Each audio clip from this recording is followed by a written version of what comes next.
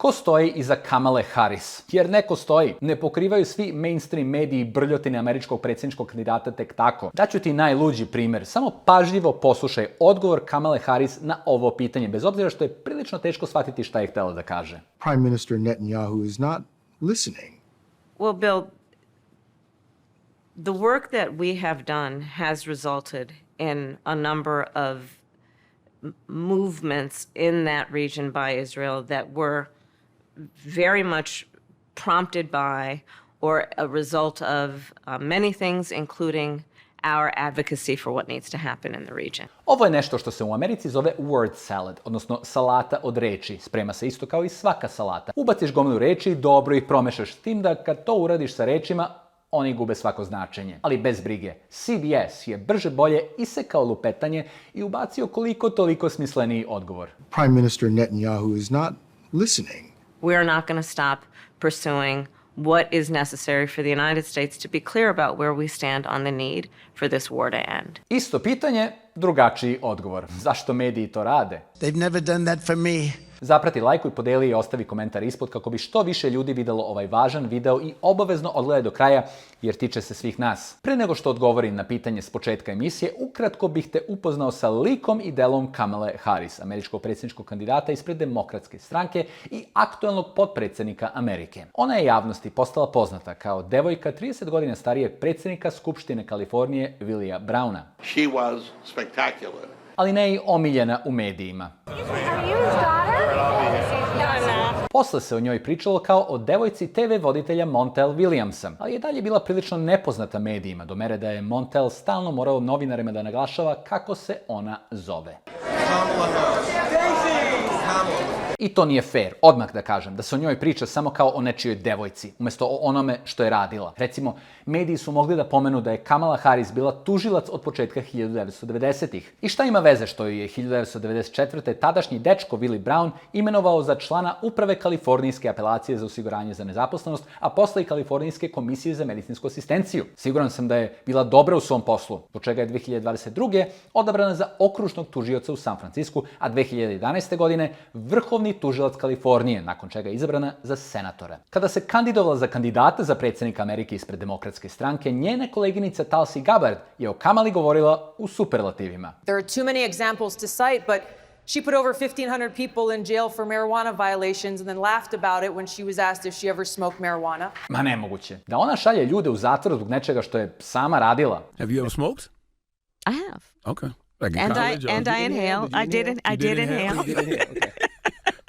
Ali dobro, ako je to najgore što je uradila... She blocked evidence that would have freed an innocent man from death row until the courts forced her to do so. She kept people in prison beyond their sentences to use them as cheap labor for the state of California.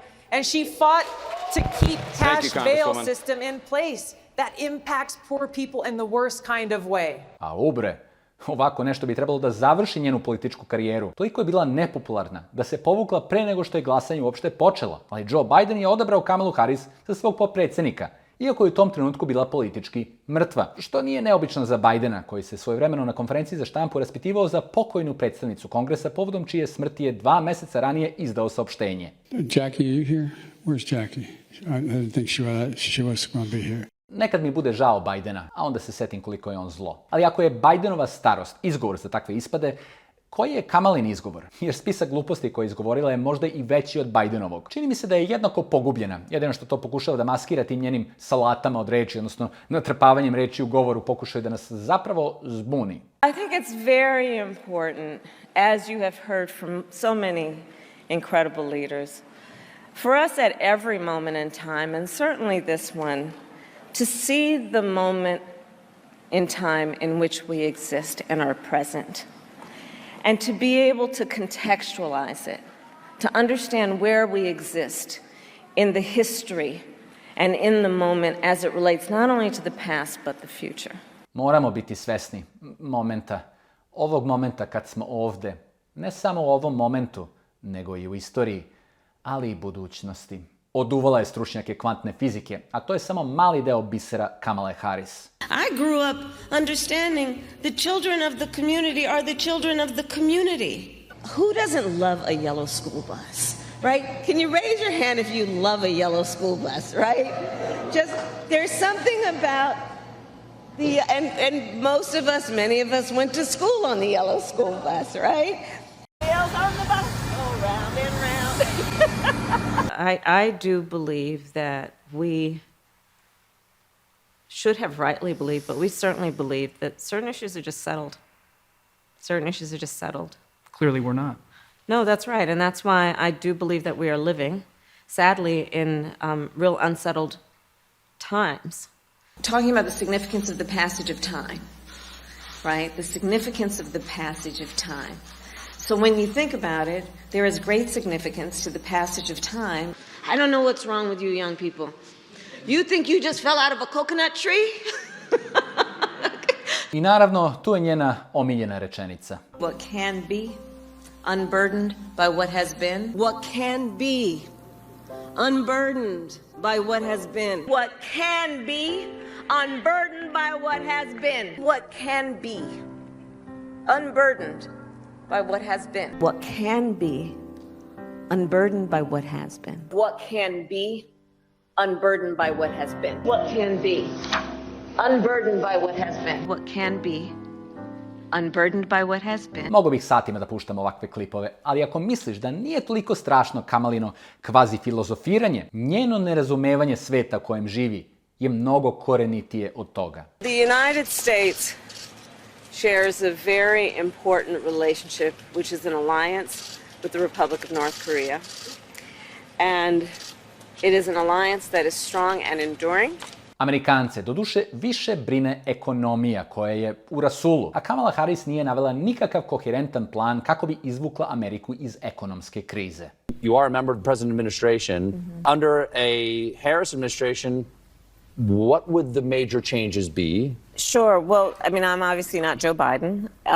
I noticed. And so that would be one change in terms of... Yes. But also, I think it's important to say with, 28 days to go, I'm not Donald Trump. And so when we think about the significance of what this next generation of leadership looks like, were I to be elected president, it is about, frankly, I love the American people, and I believe in our country. Ja ću se rasplakati.